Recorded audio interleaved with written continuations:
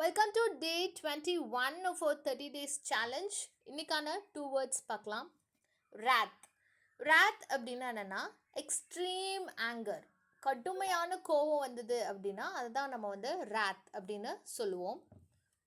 synonyms fury, rage, indignation இதெல்லாம் synonyms. Example பாருங்க. when the critic writes a harsh review of the movie, ஒரு critic இருக்காங்க, ஒரு விமர்சகர் இருக்காருன்னா அவர் ஒரு மூவியை பற்றினா ரொம்ப கடுமையாக விமர்சிக்கிறாரு அப்படின்னா then he has to face the wrath of the fans.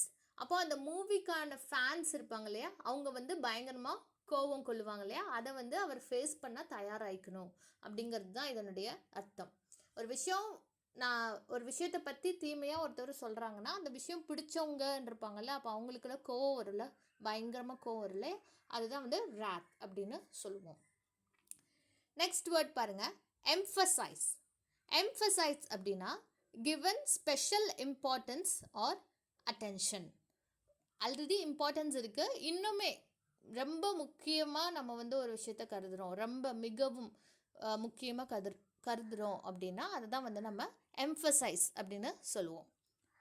Underscore, highlight இதெல்லாம் சினானிம்ஸ். எக்ஸாம்பிள் பாருங்கள். Parents always emphasise the importance of healthy eating.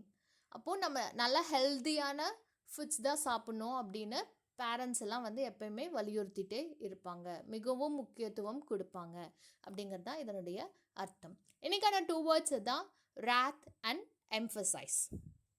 So 2, 3, 4, 5 words கற்றுட்டு இருந்தது முடிஞ்சு இப்போ 40, 15 கற்றுக்க ஆரம்பிச்சாச்சு.